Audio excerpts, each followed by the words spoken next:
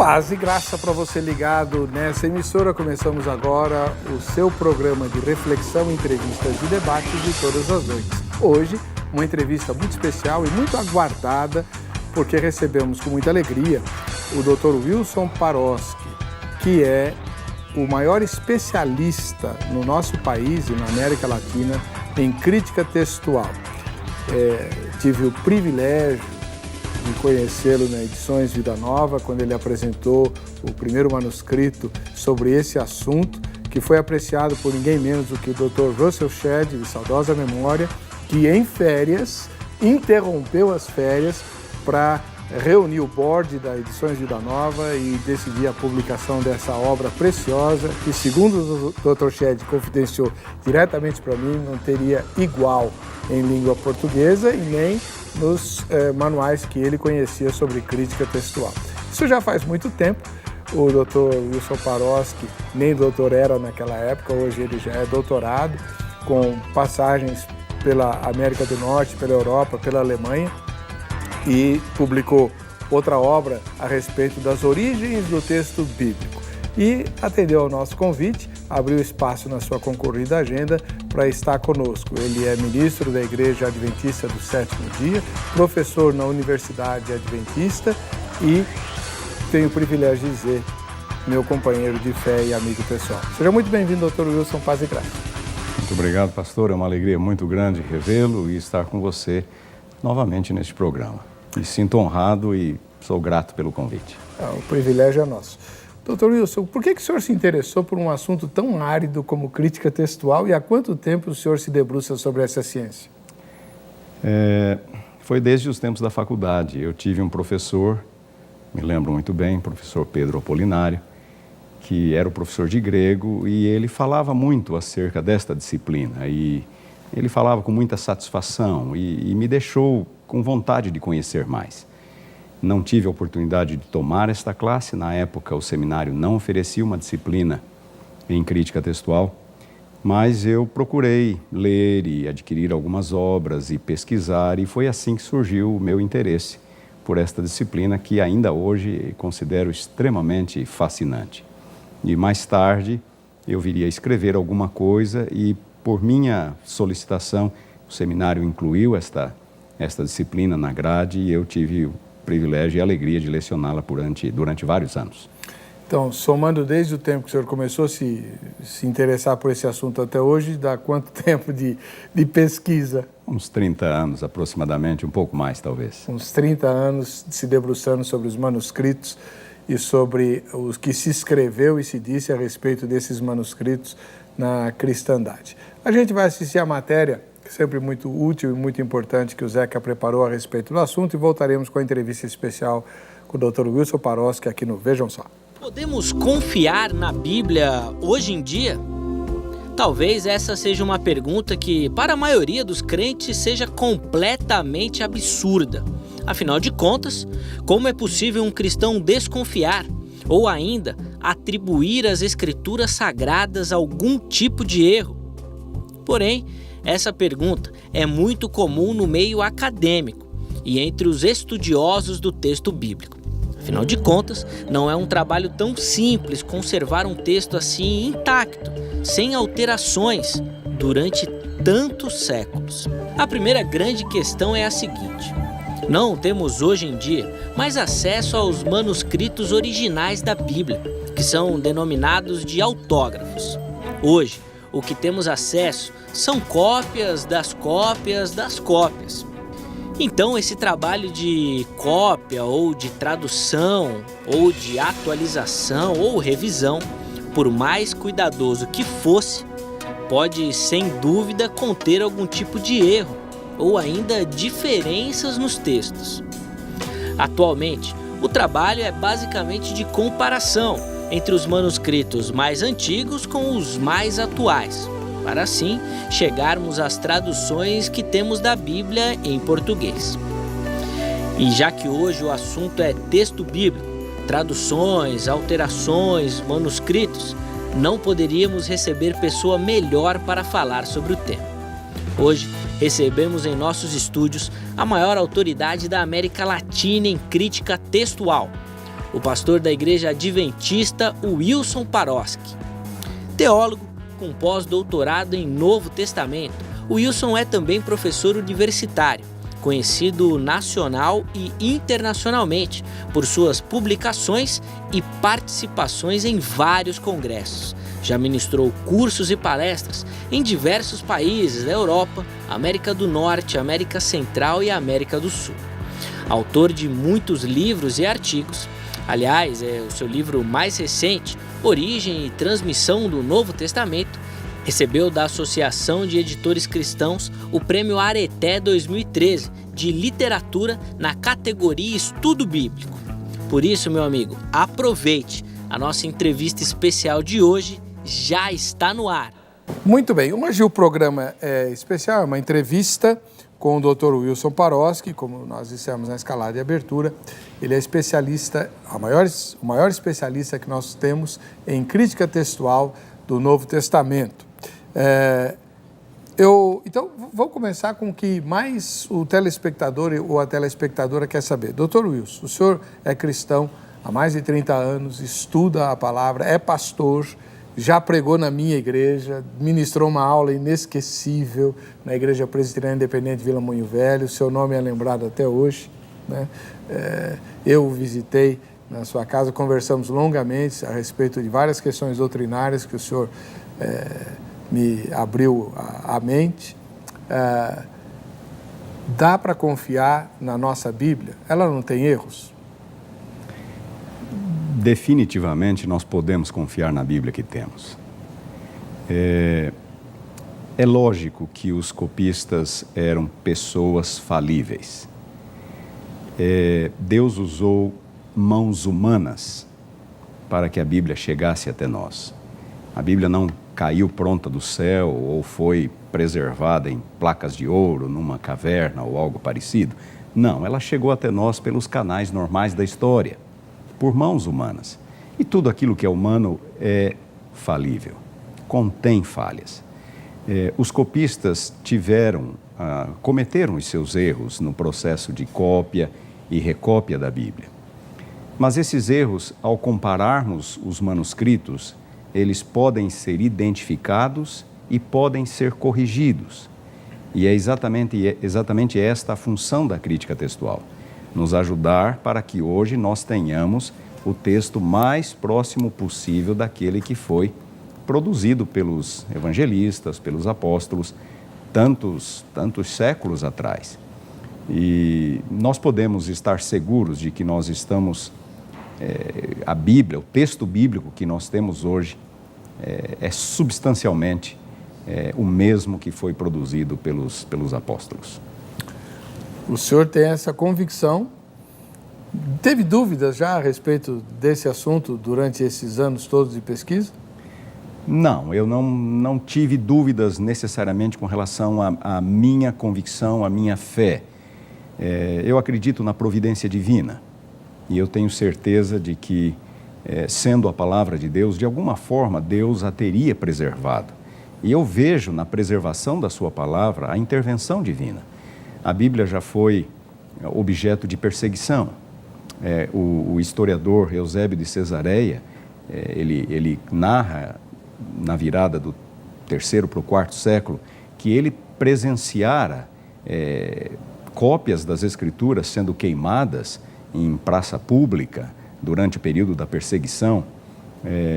Certamente a Bíblia esteve exposta também a muitos problemas naturais, inundações, terremotos, incêndios. E eu acredito que Deus atuou neste processo. A minha fé em Deus nunca foi abalada e a minha convicção de que, de alguma forma, Deus teria preservado as Escrituras também nunca foi abalada. E a crítica textual veio como uma confirmação. Repito, é claro que problemas houve, alguns erros foram cometidos, mas a grande quantidade de manuscritos hoje nos permite identificar estes erros e corrigi-los. E depois eu quero detalhar mais tudo isso, mas há algum erro que ameace alguma doutrina fundamental da fé? Existem alterações de natureza doutrinária. Seria um erro dizer que não. Mas estas alterações de natureza doutrinária não tiveram ou não têm a intenção de desvirtuar as doutrinas bíblicas, pelo contrário, de preservar as doutrinas. Os copistas não eram teólogos, eles não estavam necessariamente preocupados em fazer uma apologia da fé enquanto copiavam, enquanto escreviam, mas às vezes eles se deparavam com uma frase aqui ou ali que pudesse eventualmente dar margem a más interpretações. Então, muitas vezes eles faziam pequenas alterações com a intenção de preservar a doutrina, não com a intenção de corrompê-las. Nós conhecemos a história da igreja, houve hereges aqui ou ali que tentaram desvirtuar algumas doutrinas bíblicas, mas eles não eram necessariamente copistas, eles não estavam nos mosteiros fazendo cópias das Escrituras. Os escribas eram pessoas que amavam, que respeitavam a palavra de Deus, e quando alterações doutrinárias foram feitas, repito, a intenção era reforçar a fé e não destruir a doutrina. E nós temos que nos lembrar também um ponto muito importante: nenhum ponto cardeal da fé cristã se baseia num texto isolado. Então, mesmo que um texto haja sido alterado, nós temos diversos outros que dão o respaldo necessário àquela doutrina.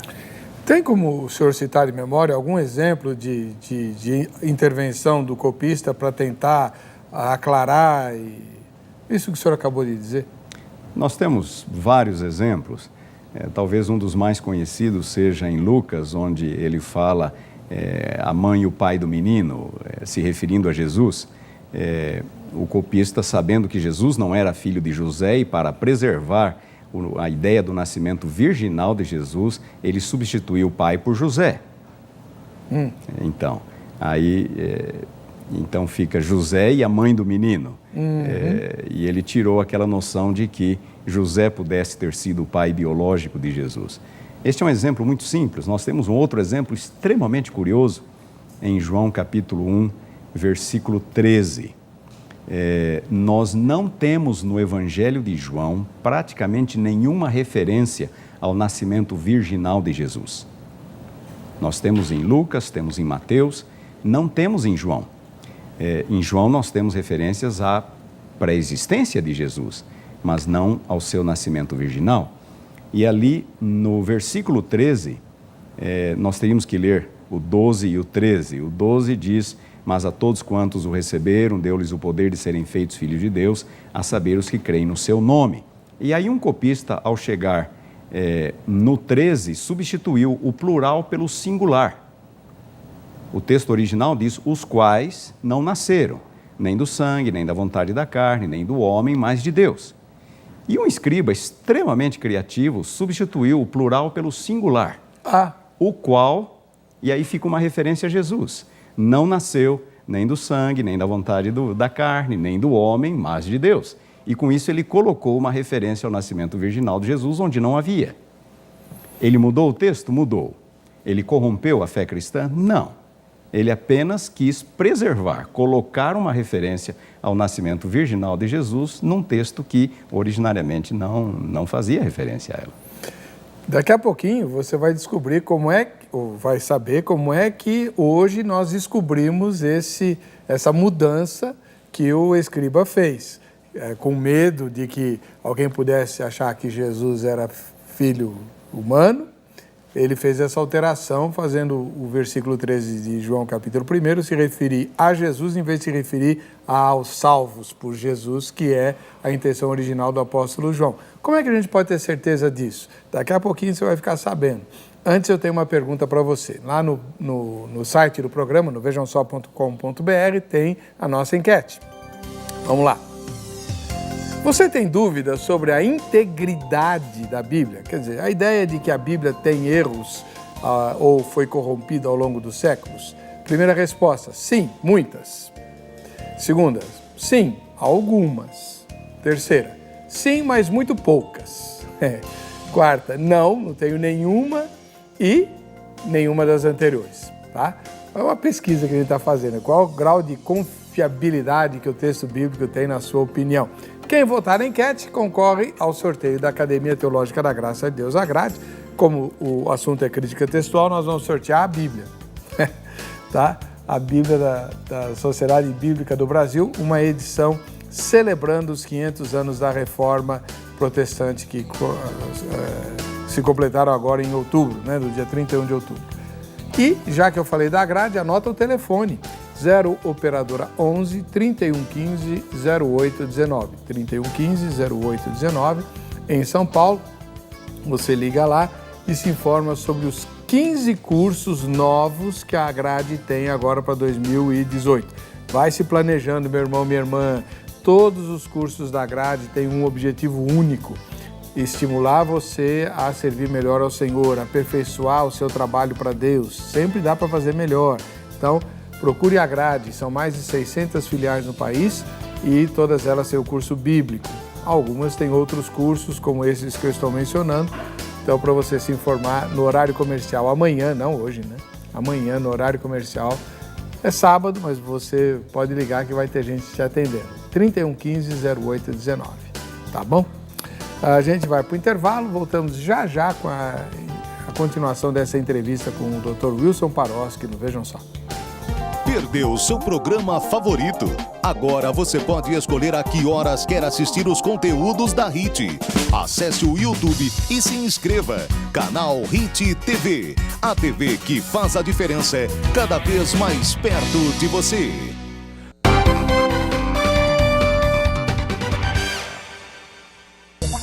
Muito bem, estamos de volta com o programa Vejam Só. E antes de mostrar quem nos assiste, que é o momento do Vejam Só, quem assiste ao Vejam Só, deixa eu fazer uma propagandazinha. Existe um blog meu, ebercocarelli.blogspot.com.br, tá bom? E você vai notar nos próximos dias, tanto no blog quanto no meu Facebook, uma propaganda. Tem lá umas instruções que eu não sei direito quais são. Depois você confere lá, mas quem curtir, curtir o que mais? Curtir e compartilhar o anúncio, vai concorrer ao sorteio do livro autografado pelo Dr. Wilson Paroski, tá? Eu vou sortear entre todo mundo que curtir e compartilhar o anúncio que vai aparecer no meu blog, no meu Facebook, sobre a questão da crítica textual. Você vai ganhar um livro autografado por Dr. Wilson Paroski. Tá bom? E lá no blog você tem, hoje mesmo eu gravei um vídeo, vai ser postado nos próximos dias, a respeito de uma controvérsia, que aliás o Dr. Wilson vai poder me ajudar também. Tem há vários anos que me perturbam aí, querendo que a gente debata a ideia de que quem não pronuncia o nome do Senhor Jesus em aramaico, com aquela vocalização adequada, não é salvo, que o nome de Jesus não é Jesus, e eu fiz um comentário a respeito disso. Também tem um vídeo que acabou de ser postado sobre a ideologia de gênero nas escolas públicas, como que os crentes devem lidar com essa questão. Eu tenho severas reservas com a posição que a gente tem tomado sobre isso, ou não tem tomado, né? Enfim, confere lá, tem artigos, tem sermões só em áudio e tem os vídeos aí de 4 ou 5 minutos para você conferir a opinião da gente. ebercocarelli.blogspot.com.br, tá bom? Vamos ver agora quem é que está nos assistindo. A primeira foto de hoje vem lá de Registro. Em São Paulo, Registro fica entre a região litorânea e o interior, né? Augusto Batista, o filho Isaac e a esposa Flávia Maria. Tá aí. Então, o Augusto Batista, o filho que é o Isaac, é Isaac Augusto. E a esposa Flávia Maria, eles são de Registro. Assistem ou Vejam Só juntos. Deus abençoe vocês. Obrigado pela audiência. Em Capetinga, nas Minas, tem uma cidade chamada Capetinga, em Minas Gerais? Puxa vida, o Eduardo Campolino mora lá. Valeu, Eduardo. Grande abraço para você, Deus te abençoe. Um dia quero conhecer Capetinga. Em Abreu e Lima, em Pernambuco, o pastor Antônio. Valeu, pastor. Obrigado pela sua audiência. Um ósculo santo para a sua igreja, lá de Abreu e Lima, em Pernambuco. Agora vamos para, em São Paulo, São Mateus, deve ser o bairro de São Mateus aqui em São Paulo, na Zona Leste, o presbítero Edson Enedino. Valeu, Edson. Morando aqui na capital, se você quiser vir assistir a gravação ao vivo, é só combinar os detalhes pelo Facebook, tá bom? E a última foto de hoje vem de Macapá, no Amapá, a Ruth Maria, que nos assiste lá. Se você não fez sua foto, faça correndo e poste-a no facebook.com/programa Vejam Só. Nós, no dia 22, vamos sortear vai ter uma cesta de produtos aí para você. Vai ser presente de Natal, no dia 22. A coletânea completa dos escritos de A.W. Tozer, os 9 volumes dele, ricamente editados. A Bíblia de Estudo do Missionário, com mais de 1.800 notas explicativas. A Bíblia da Sociedade Bíblica do Brasil, que acabou de ser lançada, a Nova Almeida atualizada. E mais presentes para as crianças. Vai ser uma cesta completa de Natal para você. Brinde do Shopping do Povo, Shopping de quem sabe comprar. É só fazer a foto e postar no facebook.com/programa Vejam Só, obviamente identificando quem aparece na foto, cidade e estado. Tá bom? Dr. Wilson Paroski, mais uma vez obrigado por atender o nosso convite. Esse trabalho de investigação, para dizer se o texto que temos tem erros e quais são esses erros e por que eles aconteceram, como é que ele é feito? Como é que o senhor chegou à conclusão, e seus colegas críticos textuais, de que um copista mudou o texto de João, capítulo 1, verso 13? É mediante a comparação de manuscritos. Nós temos hoje em português a Bíblia editada em várias versões diferentes. Antes da invenção da imprensa, a Bíblia era utilizada na forma manuscrita. E esse período de 1.500 anos, desde a época dos apóstolos até a invenção da imprensa, diversos manuscritos, milhares de manuscritos foram produzidos, manuscritos em papiro, manuscritos em pergaminho, manuscritos em papel, e estes manuscritos, muitos deles foram preservados. Nem todos, mas nós temos hoje nada mais, nada menos do que cerca de 5.800 manuscritos gregos do Novo Testamento, completos ou fragmentários. Alguns não passam de um pequeno fragmento, do tamanho de um cartão de crédito, por exemplo. Mas nós temos manuscritos com o Novo Testamento completo, inclusive com o Antigo Testamento em grego também completo.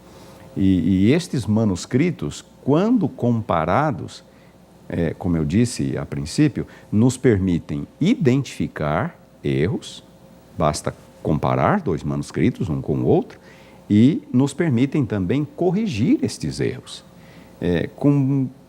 De que forma estes erros são corrigidos? Por exemplo, quando nós identificamos a data do manuscrito, é claro que um manuscrito mais antigo tem mais probabilidade de estar correto do que um manuscrito mais recente.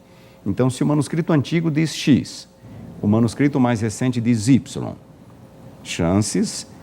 as chances são de que o manuscrito mais antigo, que diga X, é o correto, e o manuscrito mais recente, que diz Y, é o incorreto. E assim, mediante este processo de comparação e estudo dos manuscritos, nós podemos trabalhar no sentido de restaurar o texto. Mas, por exemplo, no caso que o senhor mesmo citou de João 1,13, todos os manuscritos que vieram depois dessa intervenção também adotaram a versão nova lá de que era Jesus que não havia sido gerado? Não necessariamente. Existem alguns manuscritos que serviram de arquétipos para outros manuscritos, mas nem todos. Então, pode acontecer que uma alteração seja encontrada num único manuscrito, ou eventualmente nos poucos manuscritos que foram copiados a partir daquele. Mas isso não significa que um manuscrito tenha desencadeado uma série ininterrupta de cópias que tenham chegado até os nossos dias. Em alguns casos, sim, mas não em todos os casos. Quem sabe não na maioria dos casos de erros individuais. Então, quando os manuscritos são comparados, existe toda uma ciência, a paleografia, a codicologia, que nos permite estudar o manuscrito em si, saber a sua procedência, saber a data em que ele foi copiado, as influências textuais que ele sofreu, quando nós comparamos, por exemplo, manuscritos com os escritos dos pais da igreja. Nós sabemos onde os pais da igreja viviam, em que época eles viviam. E se existe uma afinidade entre o texto utilizado pelos pais da igreja com determinado manuscrito, então as chances são de que aquele manuscrito tenha vindo daquela região e mais ou menos daquela mesma época. Então, além da afinidade textual dos manuscritos em si, dos manuscritos para com os pais da igreja, os escritores cristãos, temos também a paleografia, que nos permite datar o manuscrito, ver a sua origem geográfica. Certos manuscritos, os manuscritos provenientes do Egito, por exemplo, tinham determinadas características paleográficas, e os manuscritos provenientes de Roma ou do Ocidente, do mundo cristão antigo, tinha outras características paleográficas. Então é uma ciência muito ampla, muito rica, e tudo isto nos permite, nos confere um pouco mais de certeza na hora de estudar as variantes textuais. Eu me lembro, assim, vagamente, de uma discussão sobre famílias de textos mais orientais e mais ocidentais, que haveria algum tipo de diferença. É verdade? Sim, é verdade. Nós sabemos, por exemplo, onde os originais, a maioria dos livros do Novo Testamento foi produzida. Não temos certeza da procedência geográfica de todos os livros, mas de vários deles. E, em algum momento, uma cópia das epístolas de Paulo, uma cópia dos evangelhos, foi enviada ao Egito, aos cristãos do Egito. Outra cópia pode ter sido enviada aos cristãos de Roma e das regiões mais ocidentais do Império. Estas cópias, as primeiras cópias que começaram a circular em determinada região, elas tinham certas características próprias. As alterações voluntárias e involuntárias daquele copista que as preparou. E então, estas cópias, que acabaram servindo de arquétipo, de modelo para outras cópias preparadas naquela região, elas serão todas aparentadas entre si. Elas terão aquele DNA, que é aquela identidade, aquela semelhança nos erros, nas alterações. E assim nós podemos, então, definir a procedência geográfica de uma cópia exatamente ao estudarmos e identificarmos as alterações que ela apresenta, que serão certas alterações, quando comparadas com as cópias, por exemplo, preparadas em outra região do cristianismo antigo. Elas terão outras características textuais. Então, essa ideia de grupos ou famílias textuais, a crítica textual reconhece e trabalha com esta noção até hoje. Qual que é a família mais sangue puro?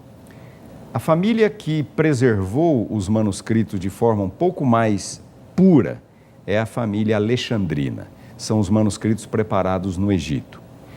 Nós sabemos que, desde a época dos Ptolomeus, havia uma tradição literária muito forte no Egito. No Egito havia a famosa Biblioteca Imperial, onde muitos estudos foram feitos, estudos críticos textuais dos clássicos gregos.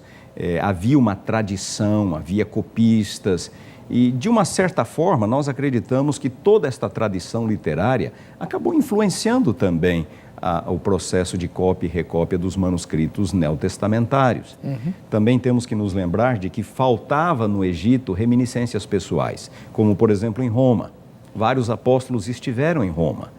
Então, um copista de Roma, ele poderia se lembrar de alguma coisa que não estivesse necessariamente no texto, e ele poderia ser tentado a acrescentar aquela informação no texto, porque ele tinha reminiscências pessoais. Isso não acontecia no Egito.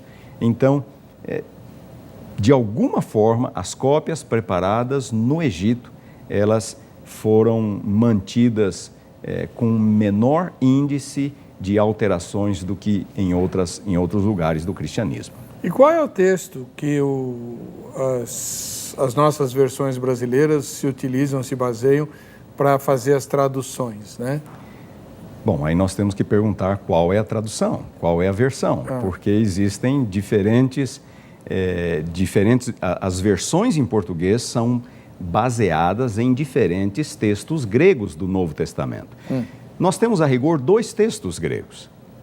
Nós temos o texto grego preparado por Erasmo de Roterdã, no século XVI, e que serviu de base para as primeiras traduções protestantes, antes que houvesse uma disciplina chamada crítica textual, antes que se conhecesse acerca dos manuscritos como hoje nós conhecemos, antes que os erros fossem catalogados, identificados, corrigidos. Lá atrás, quando o primeiro Novo Testamento grego foi impresso, em 1516. Então, ele deu origem a diversas traduções protestantes, várias delas estão em uso até hoje. Depois, ao longo da história, surgiu esta consciência de que os manuscritos não são idênticos entre si, de que erros foram introduzidos, alterações foram introduzidas, os manuscritos começaram a ser comparados e então, desde o final do século XIX, nós temos um texto grego que é o resultado desta pesquisa. E deste texto grego existem várias traduções que foram feitas. Se você me perguntar para ser mais específico, Almeida Revista e Corrigida, por exemplo, a antiga Revista e Corrigida, é baseada naquele texto de Erasmo. Já a Almeida Revista e Atualizada é baseada nesse texto mais recente, fruto já de séculos de pesquisa. Qual a versão em português que o senhor mais gosta? A versão que eu uso é a Almeida Atualizada. Essa questão de versão, ela é bastante complexa porque ela envolve 2 pontos fundamentais. Primeiro, qual é o texto grego subjacente à versão? É um texto grego antigo, é um texto grego recente, como o de Erasmo de Roterdã, que é um texto recente, ou é um texto baseado em manuscritos mais antigos? Esta é a primeira pergunta. A segunda pergunta no processo de avaliação de uma versão é como é a versão em si, como é a tradução em si. É mais literal ou é mais dinâmica?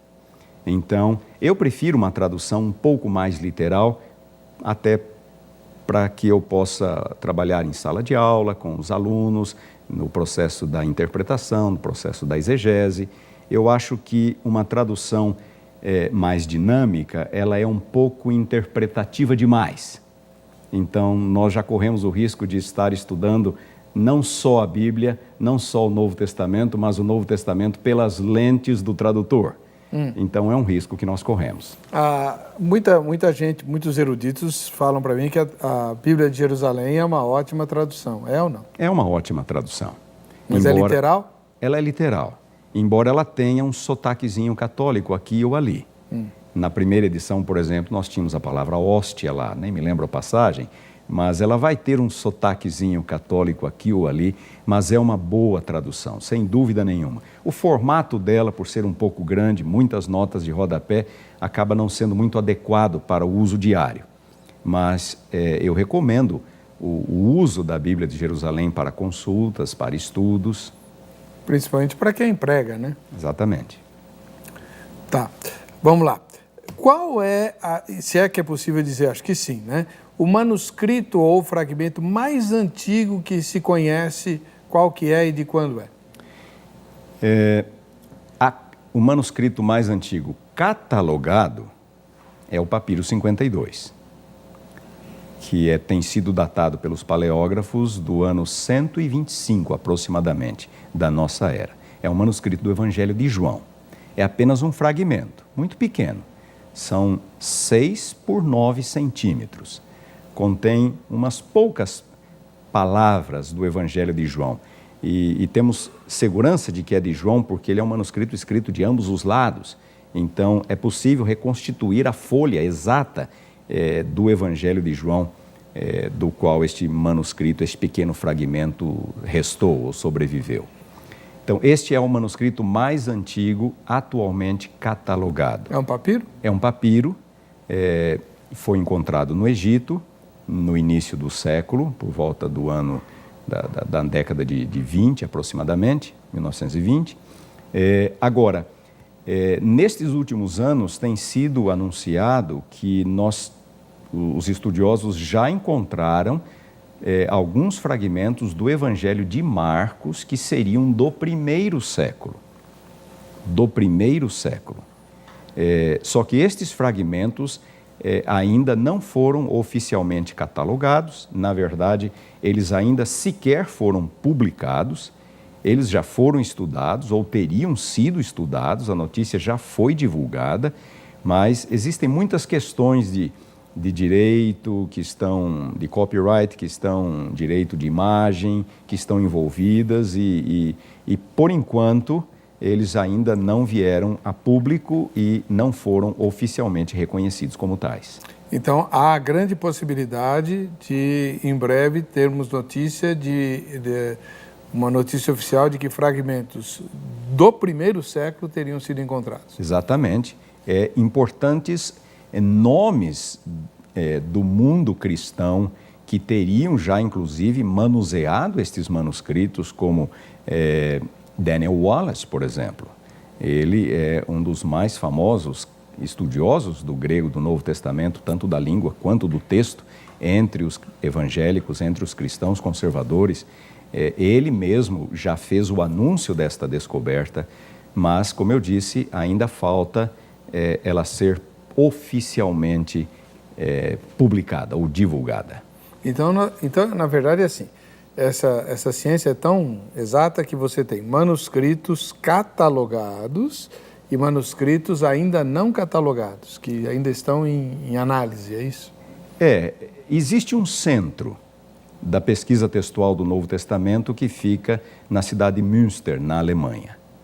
O senhor esteve lá? Eu já estive lá. É o Instituto de Pesquisa Textual do Novo Testamento, vinculado à universidade local de Münster. Cabe a este manuscrito, a este centro, a prerrogativa de atribuir um número a um manuscrito. Então, por exemplo, um manuscrito é descoberto.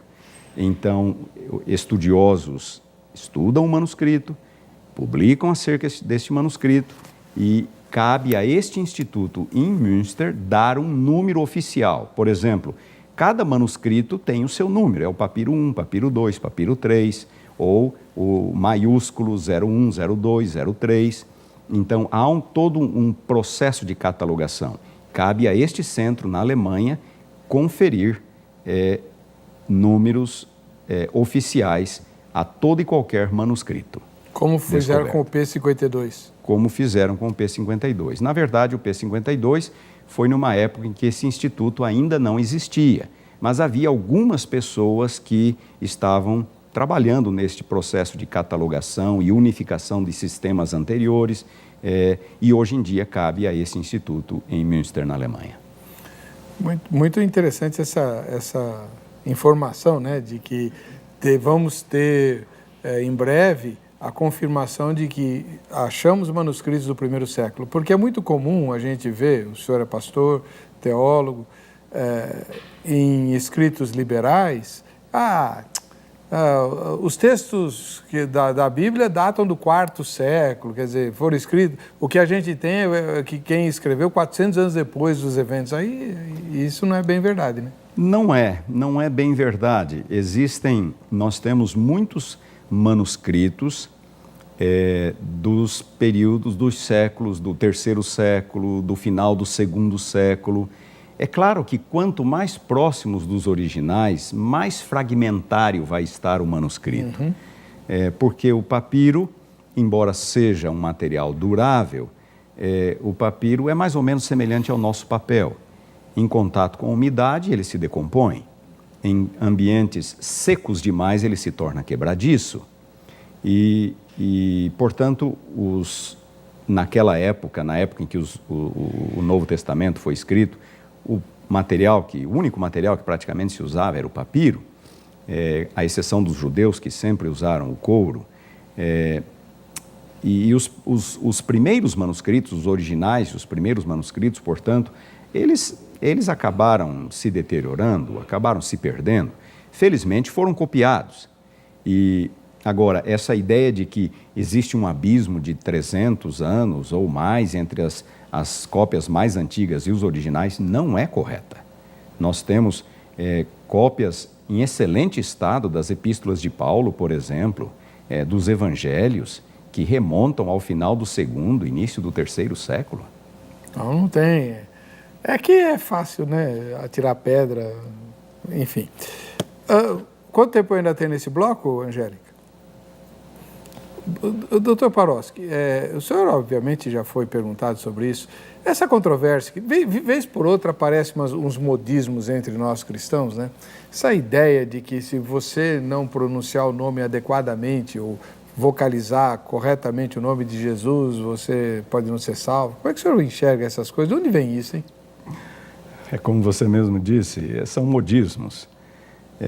Paulo diz em sua carta aos Coríntios que nós não devemos ficar aquém do que está escrito e nem ir além do que está escrito. Se esta fosse uma questão fundamental à fé, nós encontraríamos qualquer referência a ela no Novo Testamento. Não há uma única referência sequer. Os apóstolos, ao escreverem o nome de Jesus, nas epístolas, nos evangelhos que seriam depois lidos nas igrejas, eles escreveram em grego. Eles o fizeram em grego. E de que forma uma igreja, por exemplo, na Galácia, ou na Ásia Menor, ou em outras localidades do mundo greco-romano, como que essas igrejas que não conheciam aramaico, como que elas saberiam pronunciar em aramaico uma palavra que eles estariam lendo em grego, que era a língua deles? Nós não temos absolutamente nenhum manuscrito do Novo Testamento onde a palavra Jesus aparece em aramaico, Yehoshua. E muitos judeus cristãos do primeiro século já não falavam mais o aramaico. Tanto que o próprio livro de Atos faz referência às sinagogas de judeus helenistas em Jerusalém, Atos capítulo 6, versículo 9. Que eram as viúvas discriminadas. Exatamente, eram judeus do mundo greco-romano vivendo em Jerusalém e que não falavam aramaico. É interessante que o Novo Testamento introduz, ele coloca algumas palavras aramaicas, Abba, Pai, Maranata, Amém, mas não temos a palavra Yehoshua no Novo Testamento. Os apóstolos, os evangelistas escreveram o nome de Jesus em grego. Que é? Jesus. Jesus. E é assim que este nome era pronunciado, sem dúvida nenhuma, nas várias comunidades cristãs espalhadas pelo mundo greco-romano. Bom, daqui a pouquinho a gente volta com o último bloco dessa entrevista com o Dr. Wilson Paroski. Deixa eu ver se tem alguma pergunta aqui que eu já vou adiantar. Existe um livro muito popular, traduzido aqui em português, que questiona a veracidade do que Jesus disse e o que Jesus não disse. Um colega seu, americano, publicou, quero a sua opinião sobre o que ele fala lá. A gente volta já. Perdeu seu programa favorito? Agora você pode escolher a que horas quer assistir os conteúdos da HIT. Acesse o YouTube e se inscreva. Canal HIT TV. A TV que faz a diferença cada vez mais perto de você.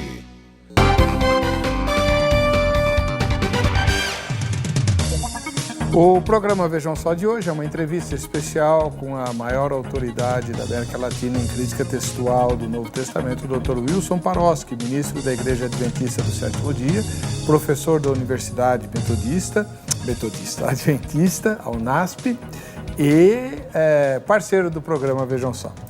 Quem curtir a minha página no Facebook vai curtir e o quê? Compartilhar isso? Curtir e compartilhar. Vai concorrer ao sorteio de uma cópia autografada do livro do Dr. Wilson Paroski sobre as origens do texto da Bíblia, tá bom? O endereço eletrônico é webercocarelli.blogspot.com.br ou a minha página no Facebook. Bom, o senhor com certeza já, inclusive da sua outra vinda aqui, a gente conversou um pouquinho sobre isso. Existem alguns livros que são traduzidos aqui para o Brasil que são de interesse direto dos cristãos. colega seu, que pelo menos ele se diz crítico textual, questiona a veracidade ou a confiabilidade do Novo Testamento, porque ele tem até um livro de o que Jesus disse e o que Jesus não disse. O senhor já leu esse livro?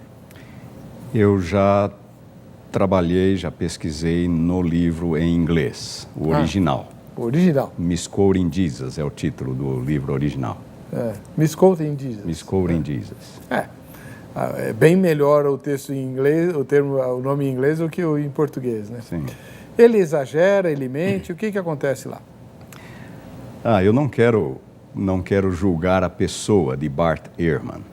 Eu o conheço pessoalmente. Não diga. Todos os anos estamos juntos em alguns congressos.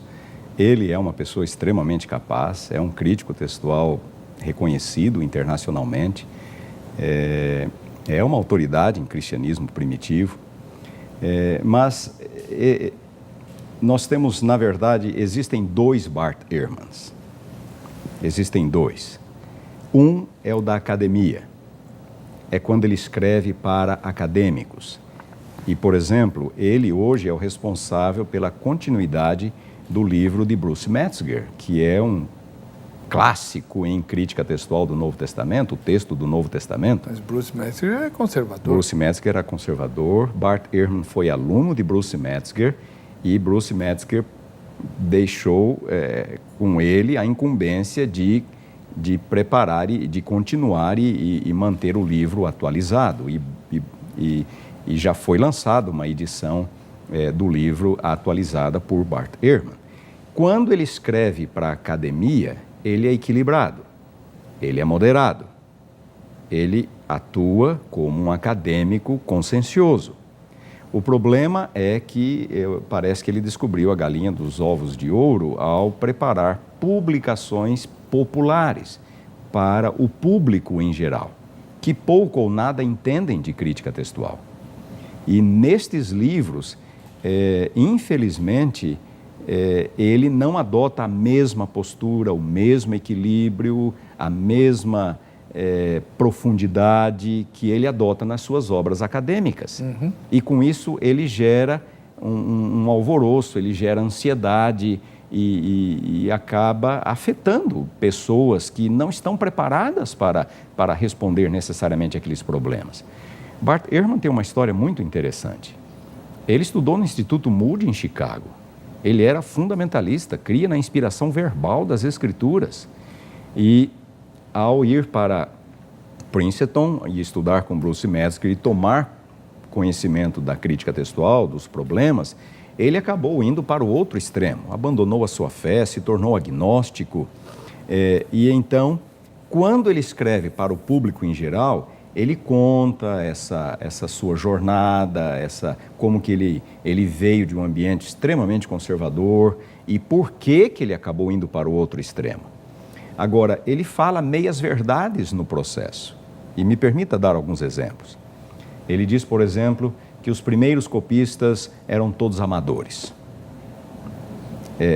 iletrados, quase analfabetos, e que por isso não podemos de forma nenhuma confiar no trabalho deles. Bom, isto, como eu disse, é uma meia-verdade. Basta olhar no manuscrito e nós vamos perceber se o manuscrito veio de alguém que tinha o domínio da escrita, que era uma pessoa letrada, ou não. Existem manuscritos mal escritos, onde a grafia ou a caligrafia é feia, garranchos, mal escritos, a linha começa certa e começa a entortar, a letra começa grande, termina pequena, muitos erros. Isto existe. Mas também nós temos manuscritos muito bem escritos por copistas extremamente habilidosos, extremamente cuidadosos. Então, é um exagero dizer que todos os escribas antigos eram amadores ou até semi-analfabetos. Isto não corresponde à verdade. Outro exagero de Bart Ehrman é dizer que existem mais erros no Novo Testamento do que palavras. Quando nós somamos todas as alterações encontradas em todos os manuscritos, nós chegamos a números astronômicos. Mas aí é uma questão cumulativa. Se nós temos 10 manuscritos, cada manuscrito comete 10 erros, então nós temos 100 erros, mas são só 10 por manuscrito. São só 10 erros por manuscritos. Ele fez uma conta com má intenção. Ele faz uma conta cumulativa. E o que ele também não menciona é que a grande maioria destes erros são absolutamente inconsequentes. Por exemplo, uma inversão de palavras. Em vez de Espírito Santo, Santo Espírito. Ou em vez ele de considera Jesus isso um Cristo, erro? Sim, em vez de Jesus Cristo, Cristo Jesus. Ah, não. São alterações feitas. Ah, tá. Okay. Ou às vezes a substituição de uma preposição por uma outra preposição, mas sem que o significado da frase seja alterado. Em pornô.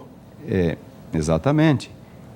Ek ou apró ou coisa parecida, que significam exatamente a mesma coisa. Então, quando nós catalogamos as alterações, nós vamos chegar à seguinte conclusão, e isso já tem sido feito. Apenas 1% de todas as alterações são ou é realmente relevante para a questão textual. Então, ele não menciona isso, ele apenas cita aquelas cifras astronômicas de alterações. Ele não diz que essas alterações, a grande maioria delas, são inconsequentes. Já nos seus escritos acadêmicos, ele fala. E ele discute categorias de erros. E ele reconhece que a grande maioria desses erros não afeta a credibilidade do texto. Então, na verdade, existem dois Bart Ehrmans. Existe aquele da academia e existe aquele do público em geral. E aqui no público em geral, ele, acredito que, não gosto de julgar, não devemos julgar, mas eu acredito que ele descobriu a galinha dos ovos de ouro, que é escrever desta forma, colocando em xeque, levantando dúvidas sobre a confiança do texto, e ele tem feito fortuna. Tem vendido muito. E ele perdeu a fé, né? Completamente. Ele hoje é um agnóstico. Pois é. Bom, doutor, em relação aos evangelhos, muita gente pergunta, não é bem o assunto da crítica textual, mas por que você tem 3 evangelhos muito parecidos?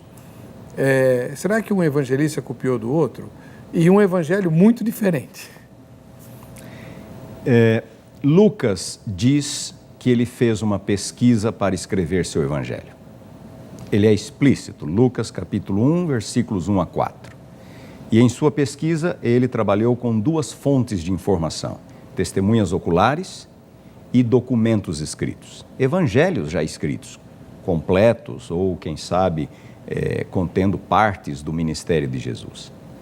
Então, se Lucas diz que ele escreveu seu evangelho como resultado de uma pesquisa, quem somos nós para negar que isto possa ter ocorrido? E quando comparamos Lucas com Marcos, nós encontramos uma afinidade muito grande. Cerca de 320 versículos de Marcos estão presentes em Lucas, quase que de forma ipsis literis. 320 versículos de Marcos estão presentes em Lucas. Então, é muito grande a probabilidade de que Marcos tenha sido um daqueles documentos escritos utilizados por Lucas na composição do seu evangelho. Mateus não fala nada de ter usado ou não fontes, mas Mateus usa o dobro de passagens de Marcos do que Lucas. Dos 661 versículos de Marcos, Mateus usa 606. Então, Lucas usa e diz que usou. Mateus não diz que usou, mas isso não impede que ele tenha utilizado. E quando comparamos, chegamos à conclusão de que ele utilizou. E nós temos várias razões para crer que Marcos realmente é o mais antigo dos evangelhos chamados sinóticos, Mateus, Marcos e Lucas. Então, se houve esta interdependência literária entre eles, e a evidência textual aponta nessa direção, não nos admira que eles sejam semelhantes entre si. Não há nenhuma surpresa, porque houve uma interdependência literária. Por que João é diferente? Bom, eu não acredito que João tenha sido escrito para contar a história de Jesus. A história já havia sido suficientemente contada, suficientemente bem contada por Mateus, Marcos e Lucas. João foi escrito no final do primeiro século, onde sua preocupação maior não é tanto com a vida de Jesus, mas com o significado da vida e dos ensinos de Jesus. Basta notar, por exemplo, que João é bem mais longo do que Marcos e quase tão longo quanto Mateus e Lucas. Não obstante, João contém muito menos material histórico do que todos os outros. 50% material histórico menos do que Marcos, 60% menos do que Mateus e Lucas, mas ele é quase tão longo quanto Mateus e Lucas. Então, João está preocupado com o significado da vida de Jesus, o significado dos ensinos de Jesus. É por isso que é o evangelho mais relevante para a igreja do ponto de vista doutrinário. É ali que nós encontramos uma reflexão mais profunda sobre quem era Jesus e a natureza dos ensinos de Jesus. Então, em outras palavras, João não vem apenas para repetir a história. A história já havia sido bem contada. João foca no significado da vida e dos ensinos de Jesus. Claro que a gente precisa abordar duas questões, que é, na verdade, uma só, mas com dois textos que todo mundo pergunta para o senhor. Marcos, o epílogo do Evangelho de Marcos e João capítulo 8, a história da mulher adúltera, eles estão sempre entre colchetes nas versões críticas em português, porque, segundo os comentaristas, aqueles trechos não aparecem nos textos mais antigos. O que significa isso, doutor? Foram invenções? Veja, esta informação procede. Os manuscritos mais antigos não trazem a chamada longa conclusão de Marcos, Marcos 16, versículos 9 a 20, ou o episódio da mulher adúltera, de João 7:53 até 8:11. Os manuscritos mais antigos não trazem. Quando nós nos pautamos, portanto, nos guiamos pelo registro textual, nós temos que admitir que o texto original de Marcos e de João não continha estas passagens. Voltando à sua pergunta, são invenções? Bom, a conclusão de Marcos, muito provavelmente, ficou truncada no versículo 8, ou porque a última folha do manuscrito se perdeu, alguma coisa aconteceu. E então, algum copista, percebendo aquele término aparentemente incompleto, teria então se baseado nos outros manuscritos para compor um término um pouco mais aceitável para o Evangelho de Marcos. Portanto, é invenção humana? Sim e não, visto que boa parte das informações são extraídas dos outros evangelhos. Com relação ao episódio da mulher adúltera, eu acredito, não tenho como provar, mas eu estou convencido de que é uma história real de Jesus. O Evangelho de João diz que havia muito mais que Jesus fez e disse, e que não foi escrito no Evangelho. E onde estavam essas histórias? Se perderam quando Jesus morreu? Não, havia testemunhas oculares que transmitiam de forma oral, contavam para a igreja estas histórias, os ensinos de Jesus. Nós temos um escritor do início do primeiro século, Papias, que ele declara mais ou menos o seguinte: quando ele sabia que alguém que havia estado com os apóstolos iria falar em determinado local, ele ia lá, porque ele aproveitava muito mais ouvindo da viva voz de alguém que havia estado com os apóstolos do que da leitura dos livros. Então havia uma tradição oral muito viva, muito dinâmica, que entrou até um certo período no segundo século.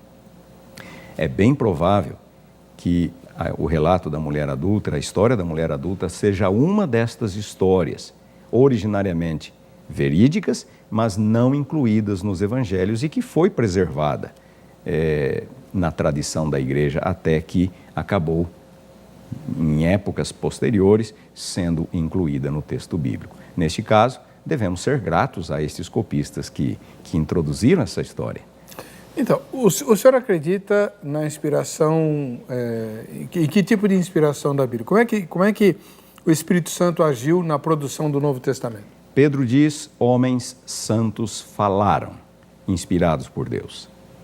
Eu acredito que a linguagem bíblica é a linguagem humana, com base nesta declaração de Pedro.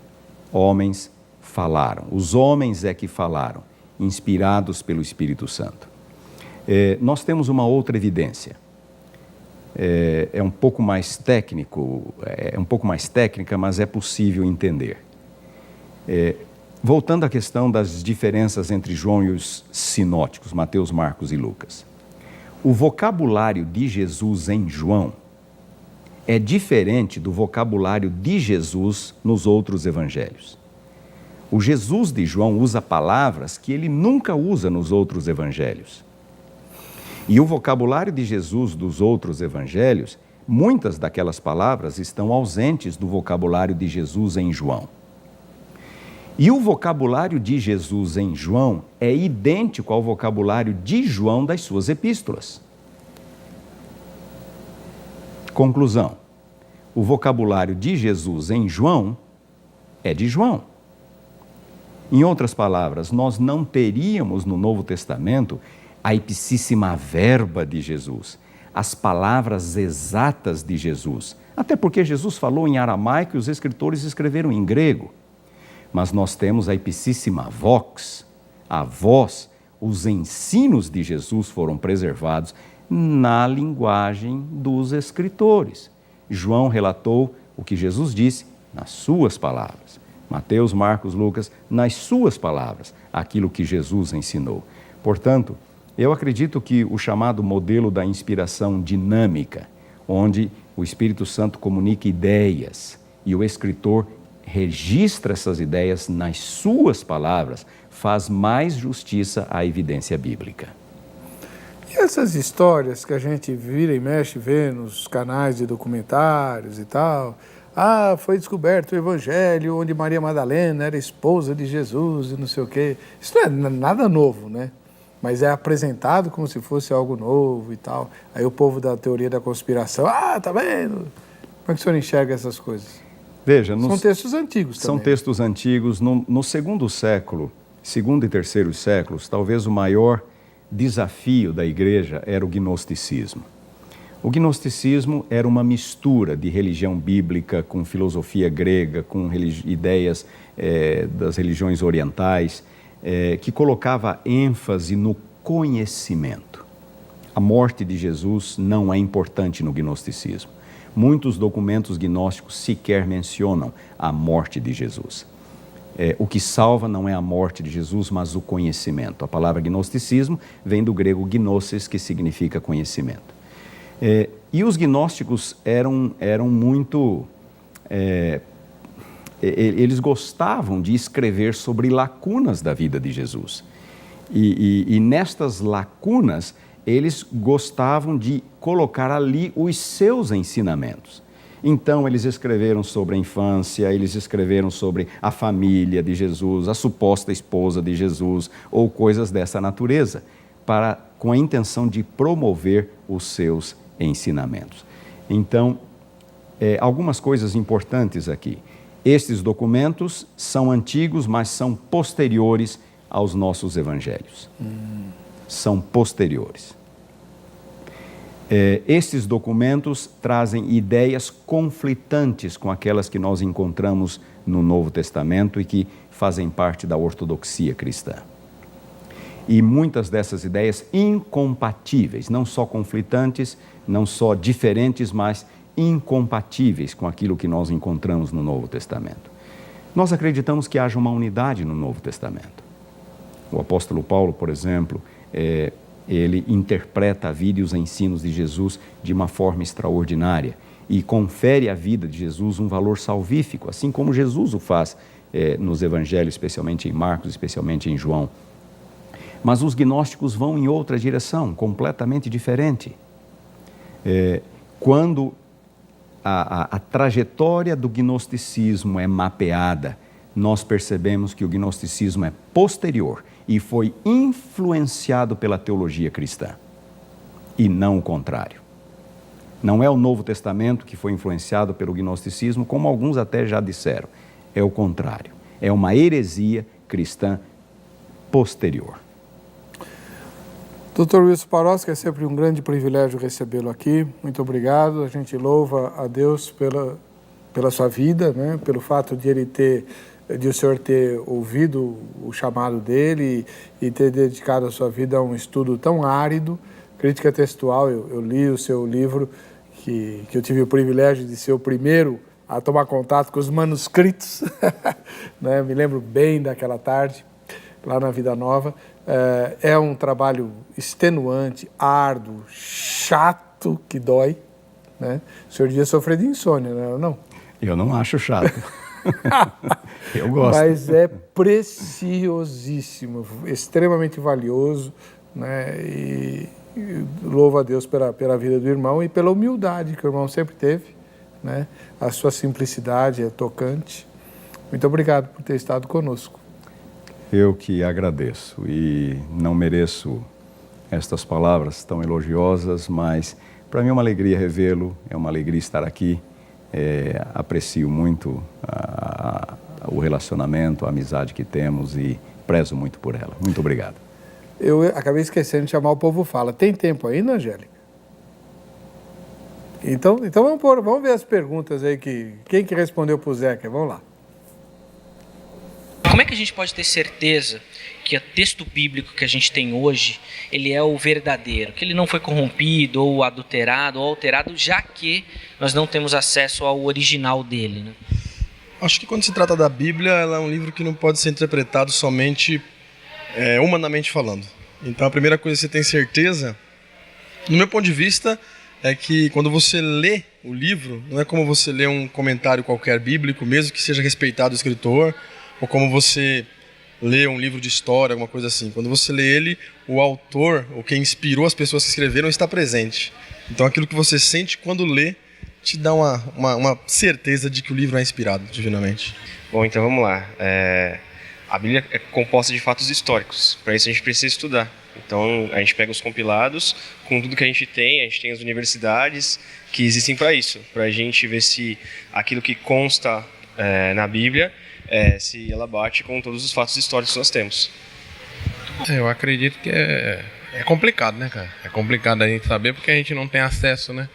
A gente não tem acesso, então acredito que é pela palavra mesmo. A gente confia no poder de Deus e pela palavra de Deus a gente confia nela. Bom, eu acho que primeiramente, né, a Bíblia, ainda que que o homem na visão material, ele possa querer deturpar ela, mas ele não vai conseguir, porque a Bíblia tem uma garantia definitiva, e quem garantiu essa Bíblia é o próprio Deus, entendeu? Ainda que as pessoas queiram, mas sempre tem alguém que defende, entendeu? E ela não sai do original. A Bíblia não tem como sair do original. Eu acredito que é através das pesquisas, né? Nós temos que não somente pesquisar e tirar as dúvidas dentro da própria Bíblia, né? Porque a Bíblia, ela se interpreta por si mesma, né? Então nós não podemos ir por um comentário, por exemplo. Você tem que julgar vários comentaristas e tirar suas próprias conclusões. Eu acho que pela intimidade sua com Deus, pela experiência sua com Deus, pela resposta que Deus te entrega, eu acho que essa é a maior verdade. Essa é a maior certeza de que a Bíblia é a verdade. Amém. O senhor me empresta o livro um minuto, por favor, doutor? Então, olha, quem que estiver interessado, né, em saber desse assunto, tem aqui Origem e Transmissão do Texto do Novo Testamento, Dr. Wilson Paroski, livro publicado pela Sociedade Bíblica do Brasil, pela SBB, tá bom? Está aqui o selo da SBB para quem está duvidando. Aí.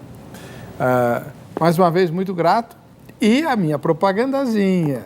Vai lá no meu Facebook, não sei que dia vai estar publicado esse concurso. Quem curtir e compartilhar, concorre a uma cópia desse livro aqui, autografada pelo Dr. Wilson. Ele só não vai pôr o nome da pessoa, porque a gente ainda não sabe quem vai ser. Mas você vai ter o autógrafo dele aqui, tá bom? A gente se vê no próximo. Vejam só. Tem o ganhador da Bíblia. Peraí. Quem ganhou foi o Jair, lá de Arapiraca, nas Alagoas. Valeu, Jair Félix. E agora sim, a gente se vê no próximo. Vejam só. Até lá.